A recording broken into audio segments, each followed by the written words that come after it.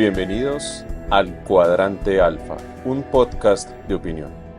Mi nombre es Andrés Balaguer y le mando un saludo a cada una de las personas que nos escuchan en las diferentes plataformas de podcasting, en donde estamos, en Spreaker, en Spotify, en Apple Podcasts, en Google Podcasts y muchas plataformas más, y también para quienes nos ven en YouTube.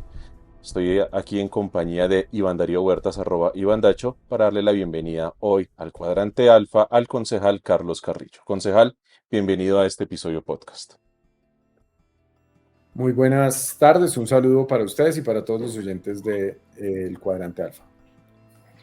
Concejal, antes de hablar sobre las elecciones, antes de hablar sobre lo que significa todo lo que la democracia, la fiesta de la democracia, como le dicen los medios de comunicación, suscitó, ¿cuál es su balance sobre su gestión como concejal en estos 4 años? ¿Qué nos puede decir a los ciudadanos, a la gente que votó por usted, a la gente que estuvo pendiente de su gestión dentro del Cabildo Distrital? Bueno, pues yo realmente me siento muy tranquilo y muy orgulloso del trabajo que hice durante estos 4 años. En términos generales, la recepción de mi trabajo y de mis posturas pues fue muy buena. Yo creo que pues lo primero que debo hacer es agradecerle a esas 32,000 personas que hace 4 años depositaron su voto de confianza en mí. No me vendí, no me entregué, no cambié de opinión, no hice nada que no dijera que iba a hacer. Yo recuerdo que, pues, y lo recuerda Iván también, que conoció muy bien esa campaña y muy de cerca, pues en ese momento yo rompí con el polo democrático porque el polo tomó la decisión de apoyar a Claudia López. Y es importante recordar, porque pues siempre dicen la misma mentira, de ¿y por qué entonces se lanzó por el polo si el polo estaba con Claudia López? Pues es que yo me inscribí como candidato un mes antes de que ellos tomaron esa decisión, porque el polo hace una preinscripción, un filtro, y hace una revisión de los antecedentes y demás. Así que cuando yo me inscribí oficialmente como candidato, pues además es el partido en el que militaba, no tendría por qué irme por otro partido. Ni siquiera es que, pues ustedes saben, hacerse elegir por el polo no es fácil, nunca lo ha sido. Pues bueno, quizás lo fue por allá en los días de Samuel Moreno, donde metían 11 concejales y demás, pero para las elecciones pasadas el polo ya era un cadáver político. Entonces habría sido mucho más fácil lanzarme por el verde o meterme a la Colombia Humana o qué sé yo, algún partido que tuviera menos resistencia de la que tiene el polo, pero pues mi militancia y mi simpatía toda la vida estuvo ahí. Yo siempre voté por el polo, yo creía en las ideas de Carlos Gaviria y en su figura política, y cuando llegó la hora de hacer política no tenía otro lugar. Entonces yo rompí con ellos porque toman a último momento la decisión de no tener candidato propio, sino de irse con Claudia López. Y desde entonces, desde antes de que Claudia López ganara, pues básicamente yo ya me había declarado en oposición y eso fue lo que hice. Pero no es una oposición de me voy a oponer por oponer. Pues fueron 4 años de un enorme trabajo, de sacrificios personales muy grandes, porque así es la política cuando se hace bien. Y yo creo que el resultado, el balance, es positivo. De hecho, tan positivo que terminó paradójicamente saliendo muy mal, justo porque estaba saliendo muy bien. Pero pues si quieres, pues explicamos eso.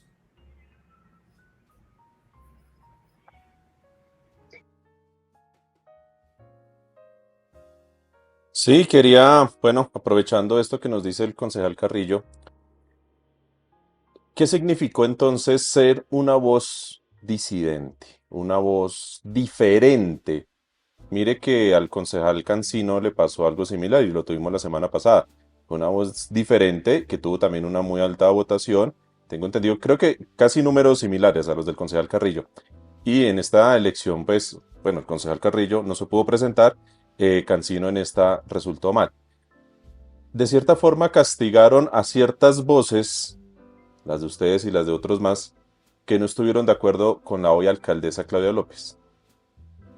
Sí, pero yo quisiera hacer una claridad sobre mi caso, Ujú. antes de opinar sobre lo de Cancino, que además lamento mucho porque, no solo porque sea mi amigo personal, nosotros nos conocemos desde antes de ser concejales, a Cancino lo valoro mucho y lo quiero realmente. No solamente es porque mi amigo haya perdido, es porque el Consejo perdió. Y le queda muy fácil a Galán, ¿cierto? Con la Ujú, oposición que va a tener, ya lo analizaremos un poco más adelante.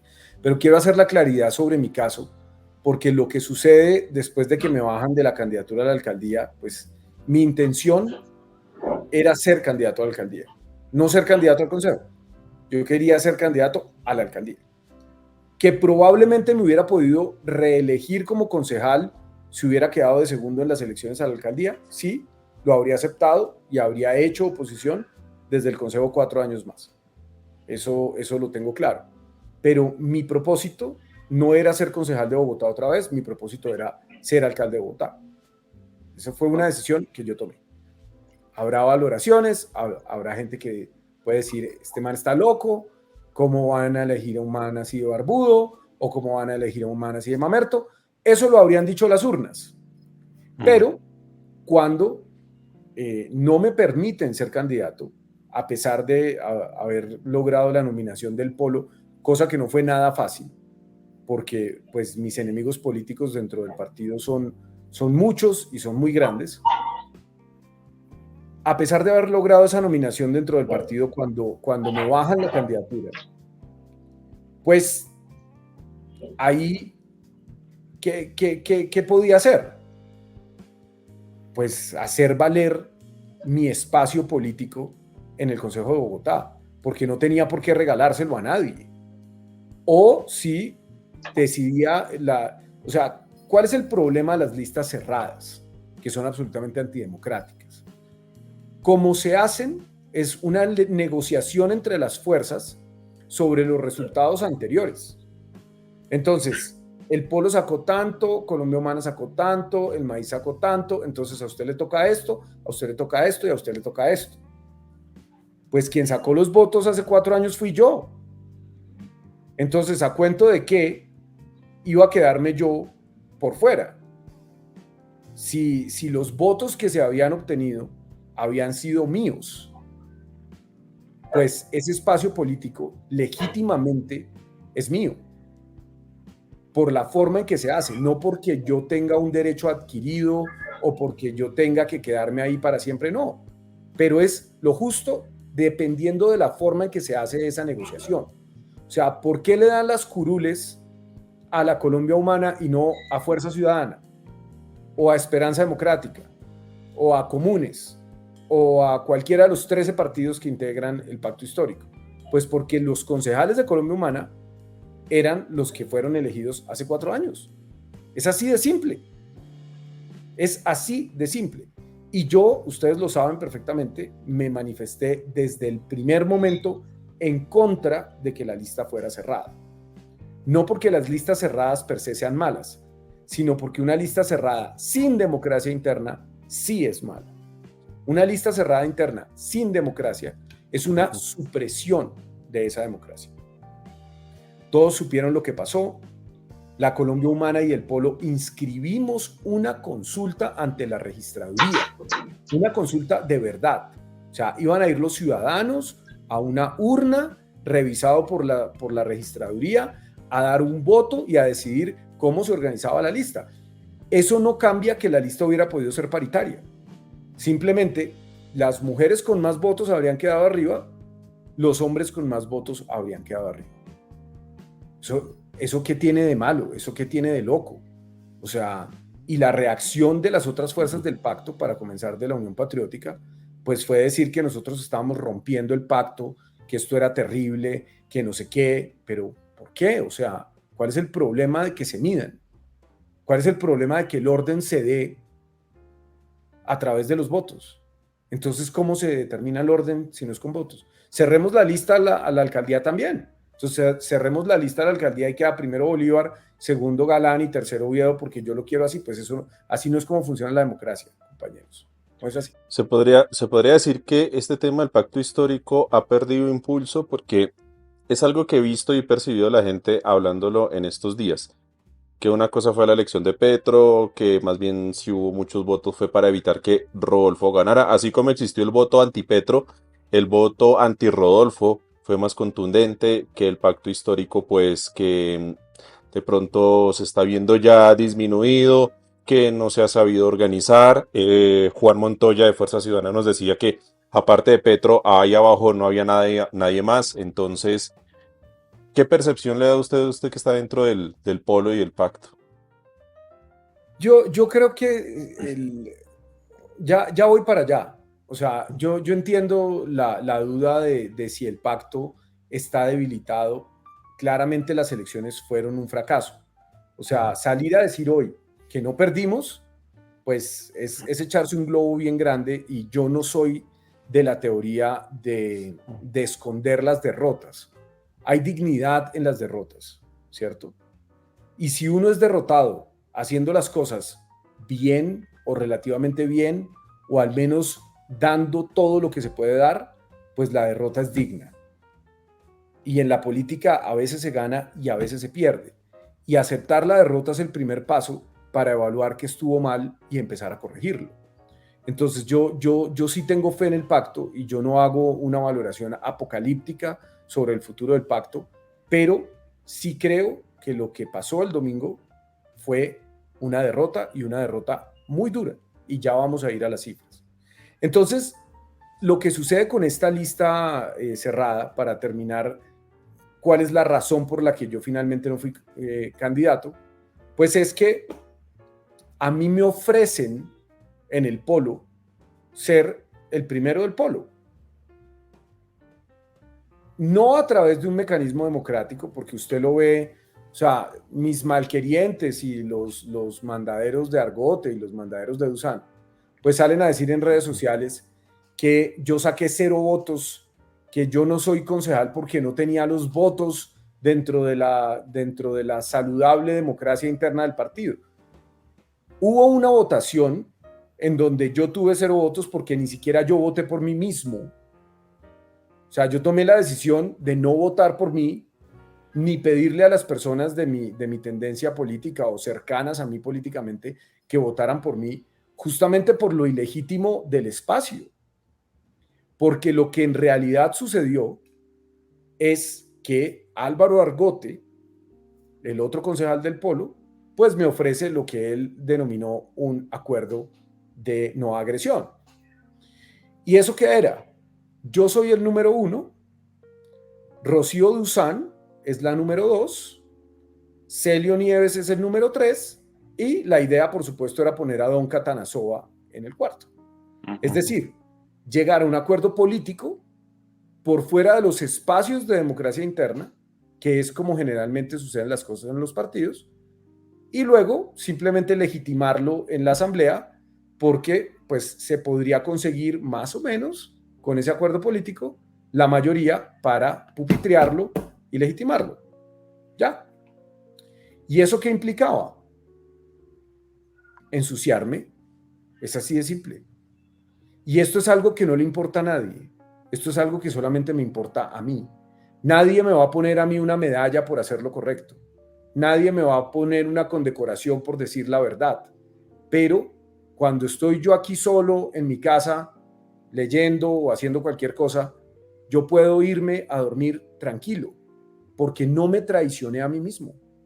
Y sigo confiando en que las cosas se pueden hacer de manera decente y transparente, cosa que muy pocos políticos pueden hacer. Entonces, pues claro, cuando a usted le ponen enfrente una curul al Consejo de Bogotá regalada, porque es que es regalada, o sea, si usted es el primero, usted está elegido. Sí. Sí. Regalada. Y pues eso implica tener plataforma política, tener trabajo, tener un equipo de trabajo, tener una visibilidad, una voz, un acceso a medios, un montón de cosas, estar en un lugar de privilegio. Pero si estar en ese lugar de privilegio me costaba traicionarme a mí mismo, pues no estaba dispuesto a hacerlo. Por eso es que se cita esa asamblea y las cosas salen como salen. Incluso ya en la asamblea se vuelve a plantear en un espacio interno, o sea, la asamblea cita una comisión y dentro de esa comisión se vuelve a plantear el acuerdo político, al cual yo insistí en negarme, porque la señora Rocío Duzán, por el hecho de ser hija de Jaime Duzán, no tiene derecho a ser concejal de Bogotá. Todo esto ha sido una suma de errores, si lo miramos en perspectiva.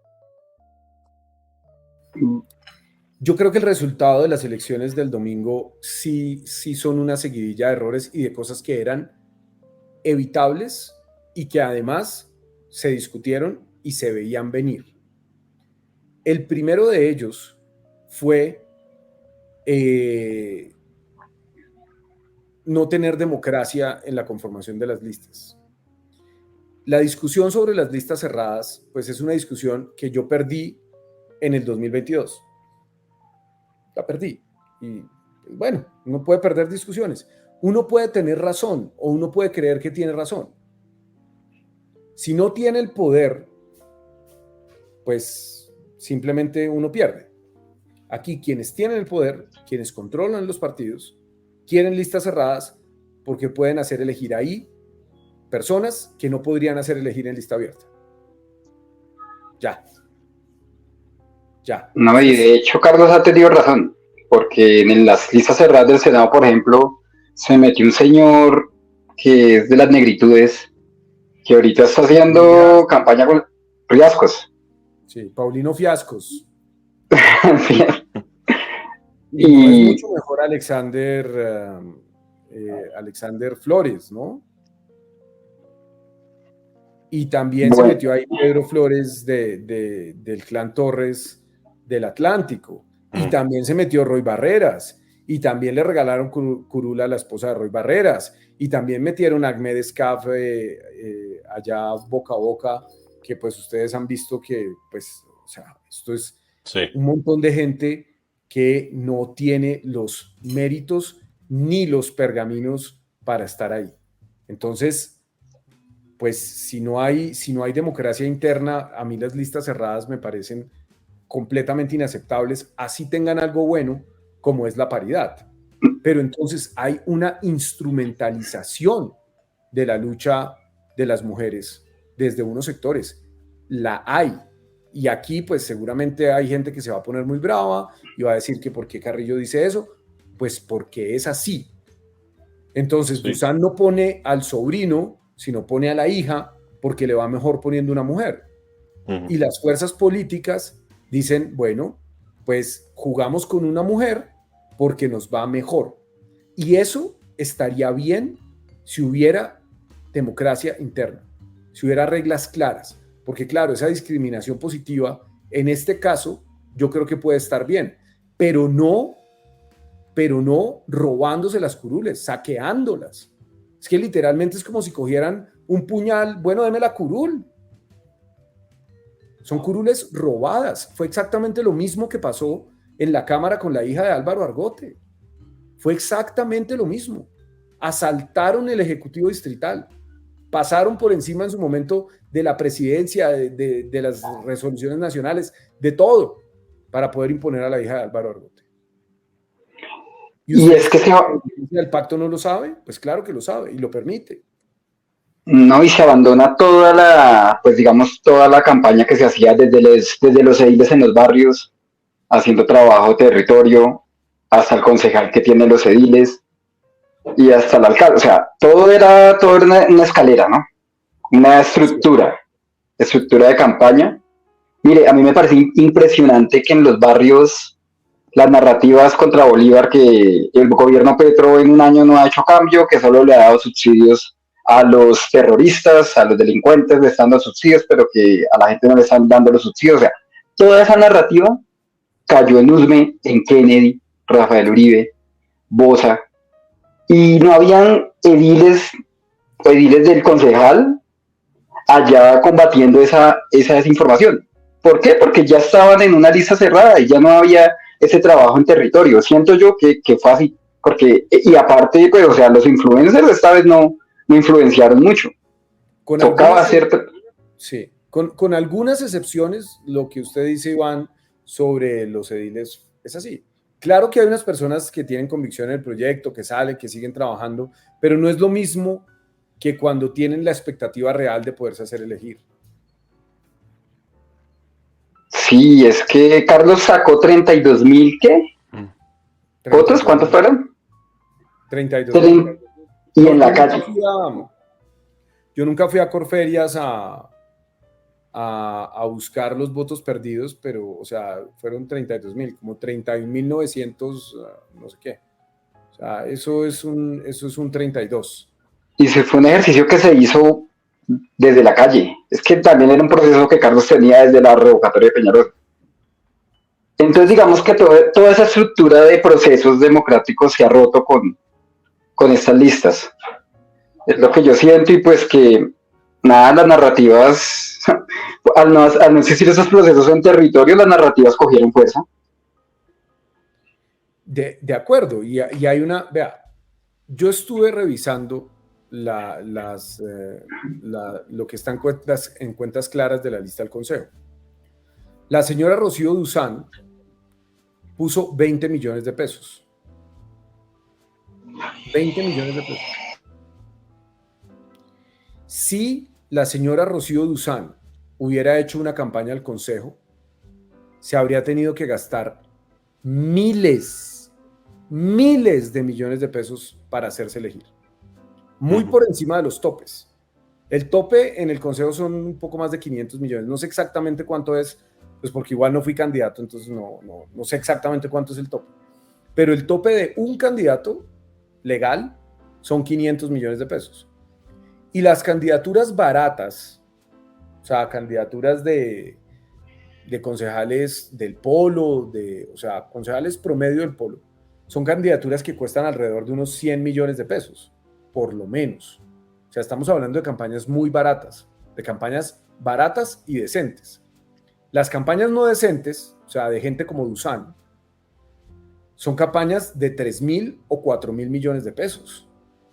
Son campañas de muchísimo dinero. La señora puso 20 millones de pesos.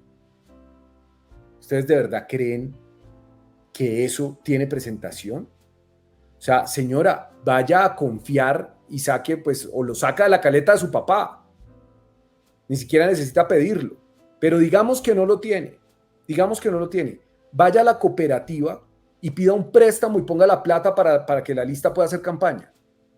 Porque se la van a devolver. Esa plata se la van a devolver con la reposición de votos, porque es obvio que la lista va a sacar más votos de lo que se puede aportar, porque son unas listas con unas votaciones que pase lo que pase van a ser muy altas, van a la fija y ni siquiera para eso. Yo sí debo decir que tengo mucha molestia con lo que pasó, porque yo siento un poco que la decisión de las cúpulas de los partidos fue poner a Gustavo Bolívar como locomotora de la lista del Consejo, con el único fin de arrastrarle curules a unos inelegibles, a personas sin votos, en algunos casos sin procesos y en algunos casos sin credenciales morales. Entonces ponen a Bolívar enfrente para que jale esa lista, pero lo dejan morir. Lo dejan morir. Y toda la responsabilidad de la campaña termina recayendo sobre Gustavo Bolívar. Porque al estar enlazadas las marcas, pues era evidente que la lista estaba atada irremediablemente a la suerte de Bolívar. Aparte habían movimientos disidentes, ¿no? O sea, como mucha gente que también estaba en la Colombia Humana o que han estado con Petro, terminaron o en Fuerza Ciudadana o en movimientos disidentes de la Colombia Humana por eso mismo. O sea, alejaron gente que le hubiera metido más la ficha. Sí, así es, pero la marca Pacto es monolítica, ¿no? O sea, la Sí. marca Pacto es muy, muy fuerte y no permite que nadie más compita. Se habría necesitado alguna gran figura de opinión en otra lista para poder tratar de arrastrar algo, pero en términos generales, la marca Pacto tiene un voto muy duro que no permite disidencias, ¿no? O sea, y los resultados de los resultados de las elecciones lo muestran. Lo muestran, pues, creo yo, con bastante claridad. Los resultados que consiguen las otras listas, pues, son bastante bajos. Fíjese usted, aquí estoy viendo, Esperanza Democrática apenas consiguió 17,000 votos en total, Fuerza Ciudadana 16,000. Yo de hecho creí que Fuerza Ciudadana podría obtener un poco más que Esperanza Democrática, pero son unas votaciones muy pequeñas. Tengo acá un trino, concejal Carrillo, que publicó hoy, 1 de noviembre de 2023, el ex candidato ya Gustavo Bolívar, que dice lo siguiente: para corregir el rumbo se necesita autocrítica. Aunque se avanzó y hoy tenemos más gobernaciones, alcaldías y curules que hace una semana, el pacto histórico sí está roto en muchas partes de Colombia por haber impuesto listas cerradas sin consulta interna. El que no reconozca esta verdad está leyendo la realidad. No está leyendo la realidad, corrijo. Debido a la elaboración de listas a bolígrafo y el excesivo bogocentralismo en la elaboración de listas regionales, perdimos curules valiosas como las de Carrillo y Celio en Bogotá, y muchos cuadros importantes que fueron saltados en su proceso o menospreciados. Se fueron a otros partidos. Cuando digo recoger los pedazos, me refiero a traer esos cuadros de nuevo a casa y depurar las prácticas que se haya para que haya verdadera democracia interna. Solo así podremos enfrentar lo que viene. El autoengaño solo conduce a empeorar las cosas. Si en 2026 no podemos hacer coaliciones para las legislativas, nos toca fusionar las personerías para sobrevivir.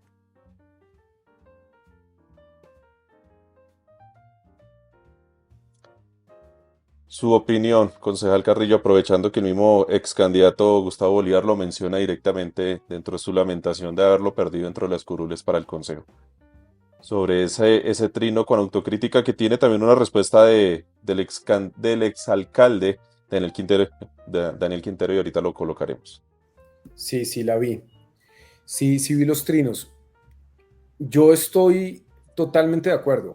Cuando Gustavo Bolívar dice en su discurso el día de las elecciones que él se va a dedicar a recoger los pedazos que quedaron del pacto, yo creo que es una figura que puede sonar un poco fuerte, pero sí hay unos pedazos. Sí. Y esos pedazos son las personerías jurídicas. Y hay que fusionarlas. Si el pacto no logra convertirse en un partido político, simplemente no va a poder sobrevivir. Y hay varias razones. No solamente son políticas, también son legales. La coalición que se hizo hace un año y medio, se puede hacer porque éramos minorías. Sí. La ley colombiana no permite que haya coaliciones de mayorías. Es una herramienta que se le permite a los pequeños y ya no somos pequeños. Entonces, la lista pacto no se puede repetir casi en ninguna parte del país. No se puede repetir en el Senado, no se puede repetir en Bogotá, no se puede repetir en el Valle, no se puede repetir casi en ninguna parte. Entonces, ¿cómo vamos a hacer? Ni siquiera hablemos de ordenar la lista, porque ya sabemos eso cómo funciona. O sea, eso es una rapiña. Pero ni siquiera hablemos de ordenar la lista. ¿Cómo vamos a hacer para decirle al Polo, no, usted no puede entrar? O decirle a la Colombia Humana, no, usted no puede entrar. O decirle a la UP, no, usted no puede entrar. ¿Cómo lo vamos a hacer? Eso es un imposible político. Entonces, habría que fusionar los partidos. Es la única forma en que eso se puede dar. ¿Y eso qué nos ofrece? Eso nos ofrece primero la oportunidad de hacer un congreso fundacional del pacto. Un congreso con delegados que se escojan por voto popular. O sea, nadie con derechos divinos. Que no, que es que yo soy más petrista que usted, entonces yo voy a la dirección nacional. No. La dirección nacional se elige por voto, además en un escenario que pues yo creo podría traer una cantidad muy importante de candidatos a ser delegados de ese Congreso. Si nosotros llamamos a las urnas, por ejemplo, en el 2024, que es un año electoralmente frío, donde no hay elecciones de nada más, esas elecciones al Congreso del Pacto, yo estoy seguro de que serían un gran éxito político, porque la gente cree en el pacto, la gente cree en el proyecto de unidad, la gente cree en el presidente Gustavo Petro a pesar de que tenga un desgaste por ser presidente. Entonces, el llamado a la conformación de ese Congreso con democracia interna, yo creo que podría ser un gran éxito. Y cuando usted tiene un Congreso donde los delegados se eligieron con decenas de miles de votos, pues tiene una dirigencia legítima, que va a tener la legitimidad política para redactar unos estatutos, para formar un comité de ética y para proclamar el nacimiento de un partido realmente fuerte y con vocación de permanecer en el tiempo. Está la respuesta que le dan al trino de Gustavo Bolívar por parte del exalcalde Daniel Quintero, que dice lo siguiente: Bolívar, dentro de esa autocrítica es momento de incluirte. El gobierno se ha quedado solo debido a liderazgos tóxicos como el tuyo. ¿Cuántos que desde la independencia apoyamos a Petro terminamos más maltratados por vos que por el establecimiento? Algunos nos hemos mantenido firmes. Muchos se han ido. Si el liderazgo del pacto de cara al 26 está en tus manos, el pacto ha terminado. Esto ya es una primera voz entonces disidente de lo que uno puede empezar a registrar. Y esto también es una postura clara de alguien que muy posiblemente va a querer estar, así se ha tenido en cuenta, para una eventual lista a la presidencia. Lo digo por parte de Daniel Quintero. ¿Cómo entonces, en esa misión que nos habla Carlos Carrillo de recoger esas personerías jurídicas, de volver el pacto histórico no una coalición sino un partido, cómo entonces empezar a sortear estas voces disidentes, estas voces críticas, estas voces que están con la intención de venir a cuestionar una figura como Gustavo Bolívar o cualquier otra si no es tenido en cuenta? Pues yo creo que lo primero que debe tener un partido para poder ser un partido es una claridad ideológica. Si no, pues terminamos en una cosa como lo que pasa con el Partido Verde, donde cabe desde el uribismo hasta el petrismo. Eso yo creo que no puede darse en un partido. Un partido tiene que tener claridades ideológicas. Tiene que dar discusiones ideológicas, tiene que tener espacios de formación ideológica. Y claramente el señor Quintero no hace parte de los sectores progresistas o de las ideas en las que, en mi opinión, el pacto debe creer. El pacto debe ser un partido de izquierdas,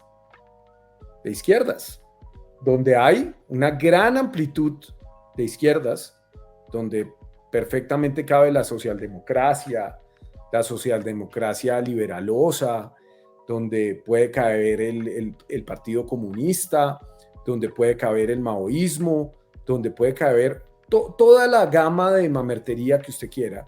Pero concejal Carrillo, ¿eso no sería volver a ser como un polo democrático 2.0, inicios de ciclo? Lo que pasa es que el polo fue una gran iniciativa. Sí. Y fue una iniciativa que, si no hubiera sido por aceptar corruptos, como pasó con Samuel Moreno, se habría convertido en un proyecto con vocación de poder, que de hecho lo tuvo con Carlos Gaviria. Entonces, recibir personas como Quintero, que tienen unos cuestionamientos como los que tienen, que no son pequeños, que no son menores, y que Quintero, por ejemplo, ha demostrado algo que a mí me parece que es muy complejo a la hora de hacer política, y es que es un tramposo. Quintero constantemente hace trampa y juega en el borde, ¿cierto? Sí. Dándoselas de irreverente, lo que hace es jugar en el borde de lo permitido y lo hace con alevosía. Eso a mí me parece que es bastante malo, pero además es una persona que utilizó el poder que se le dio en Medellín para apalancar un proyecto personalísimo. A ustedes no sé si les ha salido, pero a mí sí. Me sale publicidad de la primera dama de Medellín, pautado. Y el video de la primera dama de Medellín bailando con los silleteros. O sea, es como, ¿A cuento de qué me van a salir a mí una pauta de la primera dama de Medellín? ¿A mí qué me interesa la primera dama de Medellín? Y todos estos 4 años, incluso hasta el último momento, cuando deja la alcaldía tirada para irse a hacerle campaña a Upegui, pues, y yo les digo, o sea, la manera en que esas campañas de Quintero gastan dinero, pues la señora Osorio sale en las emisoras a decir que no, que es que Daniel había sido muy exitoso como emprendedor y que pues él era un genio, pues geek, no sé qué, y que de ahí Sí. había salido esa plata, pero perdónenme, pero eso no se ve nada bien. Y hay unas acusaciones de sectores que no son el uribismo. O sea, él despacha cualquier acusación que se le haga o cualquier crítica diciendo que es el uribismo, pero son sectores no precisamente del uribismo los que lo han criticado de una forma tan dura. Y empiezo por el mismo polo democrático que fue contradictor duro, unos sectores del polo del señor Quintero en Medellín y en Antioquia. Entonces, pues yo sí creo que gente como Quintero es mejor tenerla lejos, y se los digo pues con toda sinceridad. Y este trino de Quintero pues demuestra eso. Yo no sé si es que no le van a dar el ministerio, que en mi opinión sería pues un error grande meter al gabinete a una persona que tiene esta serie de cuestionamientos y pues que ha tenido unas actitudes pues bien complicadas recientemente y que además no cree en nuestras ideas. Es que este señor a mí me pareció un hermano gemelo de Luis Ernesto Gómez. Es Hay que algo, ellos dos hicieron campaña pro Petro en el sí, 2018. Son sí, igualitos, los dos viceministros, santistas, los tomates, o sea, es como, esos son lo mismo. Esos Son sí, lo son lo mismo. mismo. Hay algo, son siameses separados al nacer. se hablaba mucho de Quintero, incluso de Caicedo llegando al gabinete ministerial, pero después de estos resultados del domingo pasado, creo yo que si se van a dar esos nombramientos, lo tengo en duda, yo creo que el gobierno tendría que tomarse un poco más de tiempo, pues porque al fin y al cabo es traer a unos que renunciaron y que perdieron, ¿no? O sea, ¿qué imagen estaría dando? No, pero Además, Caicedo no ha Liscano, perdido. pero una cosa, Liscano, que es el ministro de las TIC, ¿no? Que sería el gabinete que estaría buscando Quintero, Liscano sí ganó. Liscano con sus allegados ganó en las elecciones, logró colocar su gente en esas elecciones, entonces, ¿qué mensaje en temas de gobernabilidad estaría dando el gobierno Petro? Otra cosa, creo yo que esto también va a surtir decisiones y nombramientos después de esa gran reunión que el presidente va a tener ya con los mandatarios electos. Habría que esperar. Antes de que se nos vaya el concejal Carrillo ya por cuestiones de tiempo, quiero que hablemos ya precisamente lo que significa la llegada de Carlos Fernando Galán, esa reunión que dieron con Oviedo, que él dice que va a ser oposición, no sé qué clase de oposición, no sé si a eso se le va a llamar oposición, pero por ejemplo, esta noticia que publica Blue Radio del 31 de octubre, o sea, ayer en horas de la tarde, dice lo siguiente, y es que esto, ojo, esto es un primer campanazo. El alcalde electo Carlos Fernando Galán señaló que el proyecto del Corredor Verde se puede mejorar en el tramo de la calle 100 hacia el sur. Esto luego de que la actual alcaldesa Claudia López presentara una acción de tutela para revivir el proyecto que tumbó el juez administrativo 35 de Bogotá. O sea, dicen una cosa en campaña, pero ya electos van por un continuismo, pues que ya todos sabemos por dónde va, ¿no? Concejal Carrillo, ¿qué significa que la ciudad de Bogotá haya votado por el busismo? Si es que se le puede decir así. Con Pues, el triunfo de Carlos Fernando Galán, que es avasallador, nunca un alcalde había conseguido ese porcentaje y además es muy contradictorio que cuando las mismas derechas Ujú. promovieron el cambio del articulito para que Bogotá tuviera segunda vuelta, lo hicieron con el propósito de privar a la izquierda del poder en Bogotá. La izquierda había ganado en Bogotá con alrededor del 30%. El caso de la votación de Samuel, pues es una votación más abultada porque incluyó al Partido Liberal. Algo parecido pasó con Lucho, pero por ejemplo, Petro, que sí ganó solo, ganó Sí. con el 27%. Petro no habría podido ganar en segunda vuelta contra Peñalosa esas elecciones. Eso es absolutamente claro. Y no es que yo tenga una bola de cristal, es que, pues, ¿qué hacemos si todos los demás candidatos eran antipetristas? ¿No? Y Petro gana con el 27% y la única fuerza o el único candidato derrotado con el que podría haber hecho una coalición, pues era con Aurelio Suárez, quien es Aurelio, ¿cierto? Mm. Que pues sacó los mismos votos que sacó Robledo este año. O sea, absolutamente inexistente. Ya todo el polo había votado por Petro. Ya el polo se había ido con Petro. Entonces, en el 2011, Petro en un escenario de segunda vuelta no tenía para dónde crecer. Y después de que hacen todo ese esfuerzo, porque en Bogotá nunca ganaba nadie con una mayoría arrolladora, pues Galán ganó con una mayoría arrolladora. Y eso tiene que ver con varias cosas y se vio en las encuestas. Los demás candidatos, las demás opciones de centro derecha, se desplomaron al final, completamente desplomadas, porque hubo un voto útil de miedo a Gustavo Bolívar. Gustavo Bolívar era suficientemente grande para asustar a los sectores radicalmente antipetristas, a la derecha dura.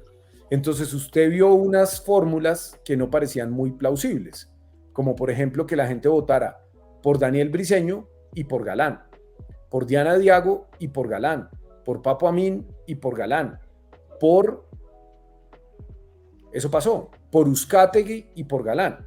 Entonces, candidatos al Consejo de derecha, sin hacerle campaña a Galán, terminaron siendo fórmula de Galán en el voto de la gente, porque ellos tenían miedo, el antipetrismo más duro de Bogotá tenía miedo a un triunfo de Gustavo Bolívar.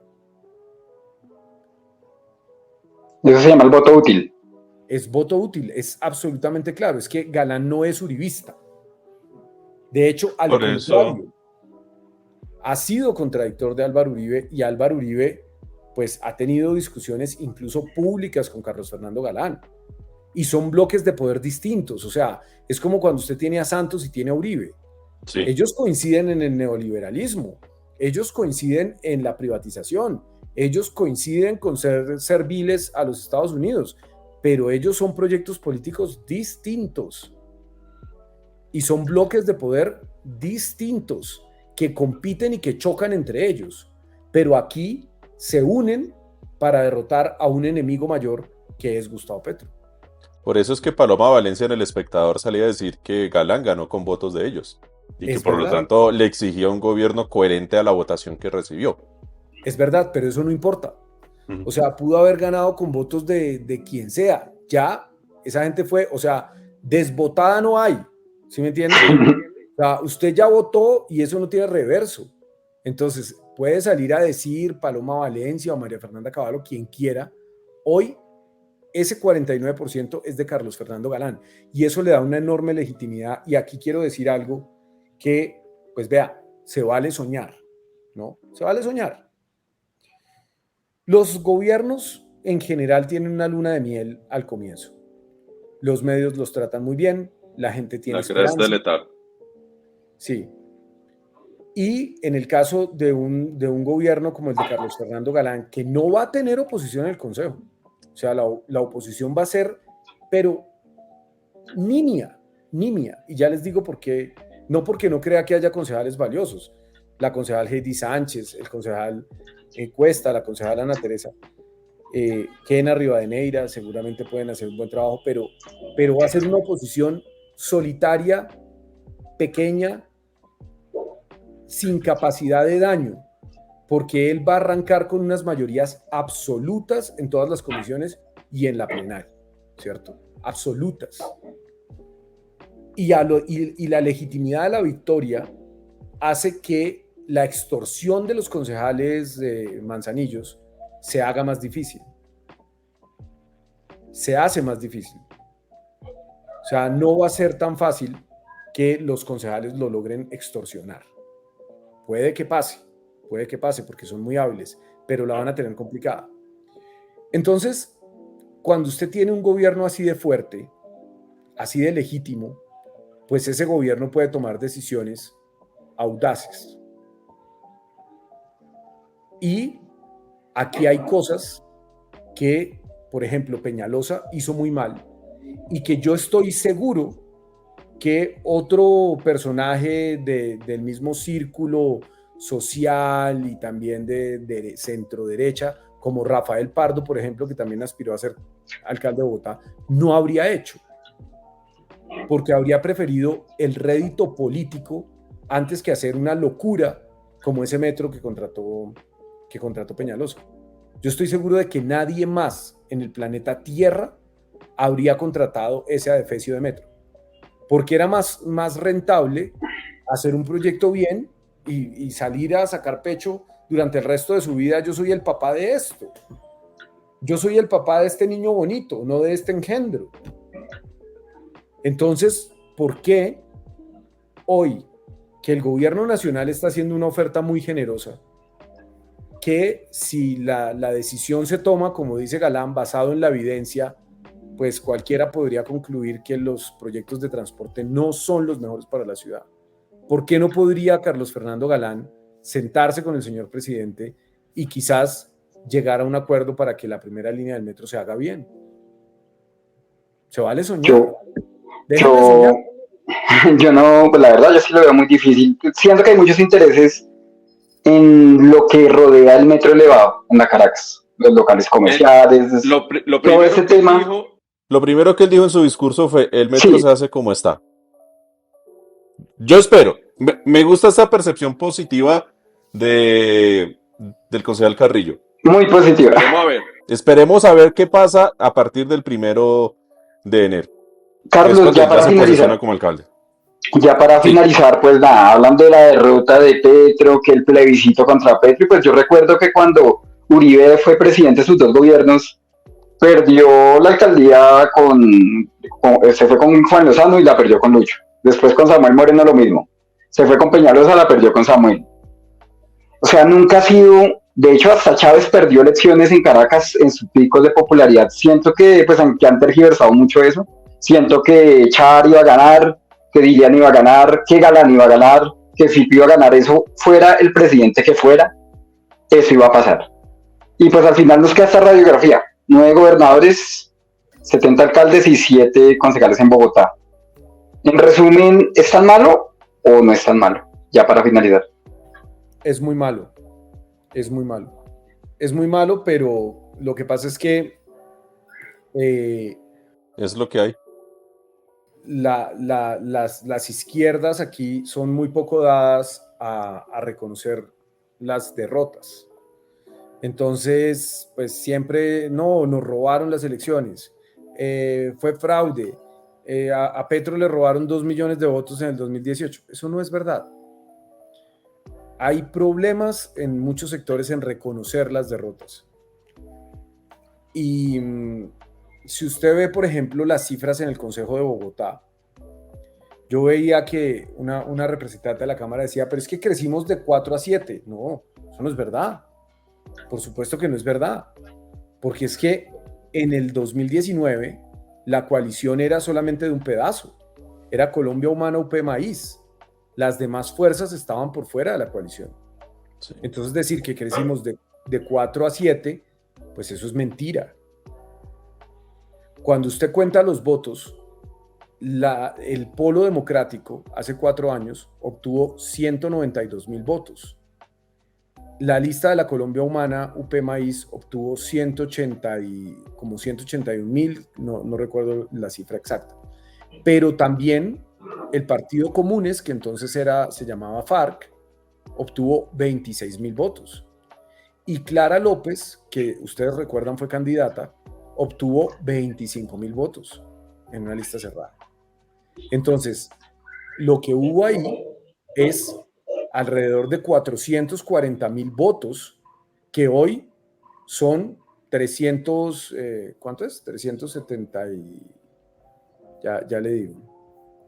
Son 370 y algo mil.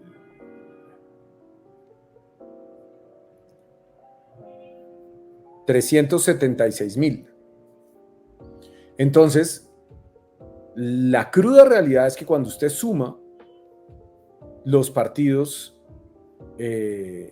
los resultados del pacto histórico y de los partidos que se presentaron a las elecciones la vez pasada y que están subsumidos dentro del pacto histórico, pues se perdió al menos una curul. Y nosotros habíamos elegido 8 hace 4 años. El Polo 4 y la Colombia Humana UP Maíz 4. Después la curul se perdió en un proceso no sé qué, pero no crecimos, decrecimos. Gustavo Bolívar dijo algo en una entrevista que además yo se lo critiqué, no sé si ustedes lo recuerdan, porque pues me pareció un poco indelicado lo que dijo. A pesar de que tenía razón, ¿cierto? Pero pues es un asunto de indelicadeza. Gustavo Bolívar dijo en una entrevista, pues ustedes saben que él es así bien sincerote, dijo en una entrevista, es que no es lo mismo que se queme Pepito Pérez a que se queme un alfil del presidente. Y tiene toda la razón. Sí, no es cierto. No es lo mismo. Y por eso no parecía una buena idea llevar a una elección tan difícil y con tantas cosas en contra a un alfil del presidente. Porque el titular efectivamente iba a ser este. Petro fue derrotado en Bogotá. Yo creo que el presidente ya es presidente. O sea, es como el presidente no puede ser nada más que presidente. Decir que es una derrota para el presidente, pues yo no lo diría. Pero yo sí creo que es una derrota, que hay un voto castigo al presidente, pero que hay una derrota para el proyecto colectivo. Porque es que no solamente es que hayamos perdido las elecciones, es que la manera en que explotaron los procesos, los fracasos que hubo con la entrega de avales, la cantidad de candidatos que se quedaron sin poder competir porque no les llegó un pinche correo electrónico desde Bogotá. O sea, esas cosas le hicieron daño al proyecto. Y hoy yo sí siento que el pacto histórico sí está en cuidados intensivos. O unificamos esas personerías y empezamos a darle forma a un partido de verdad, que tenga un comité de ética de verdad y que tenga unos estatutos de verdad, o esto en el 2026 va a explotar en 1000 pedazos y pues eso nos va a hacer retroceder en el número de curules porque lamentablemente cuando las listas van separadas pues se pierden unos residuos que terminan siendo pues curules perdidas. Concejal Carrillo, quiero agradecerle por su tiempo. Yo sé que tiene un compromiso a partir de esta hora. No quiero alargarlo más, pero hay que hacerle la pregunta. ¿Qué va a hacer a partir del 1 de enero del 2024? ¿Ayudar a recoger esos pedazos del pacto histórico? Sí, sí señor, así es. Yo no voy a dejar de hacer política. Yo no tengo ninguna intención de huir del proyecto pacto. Yo creo en el proyecto. Yo creo que vale la pena buscar esa unidad de las izquierdas, pero también soy consciente de que es una tarea muy difícil, porque cada uno de los pequeños feudos que son hoy esas personerías jurídicas, pues tiene a unos señores feudales que se consideran dueños de eso y que no están dispuestos a soltarlo, ¿no?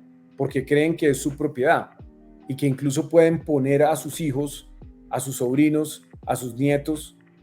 Entonces, yo sé que no va a ser fácil, pero yo no voy a abandonar la participación política ni la discusión política porque sería, pues, imagínese usted, yo hoy no sé cuántos votos tengo, pero tenga o no tenga votos, yo tengo una voz que es escuchada por algunos y que, pues, en la que algunas personas se sienten recogidas y sería muy irresponsable de mi parte, pues, simplemente salir corriendo y dejar esa confianza que algunos han puesto en mí ahí tirada.